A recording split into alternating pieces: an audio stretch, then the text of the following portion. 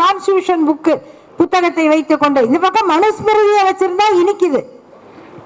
உச்ச நீதிமன்ற நீதிபதிகள் குறிப்பிடுகிறார்கள், நமக்கு எதுக்கு இந்த பழைய இந்த சட்டம், வெள்ளக்கார சட்டம் எதுக்கு? நமக்கு மிக பெரும் ஸ்மிருதிகள் இருக்கின்றன, மனுஸ்மிருதி இருக்கிறது, உச்ச நீதிமன்ற தீர்ப்புகளில் குறிப்பிடப்படுகின்றன. ஆனால் மனுஸ்மிருதி என்ன சொல்லுகிறது? இந்த உலகில் படைக்கப்பட்ட அனைத்தும் பிராமணனுக்காகவே படைக்கப்பட்டவை. அத்தியாயம் 1 ஸ்லோகம் 99. 100 என்ன சொல்லுகிறது?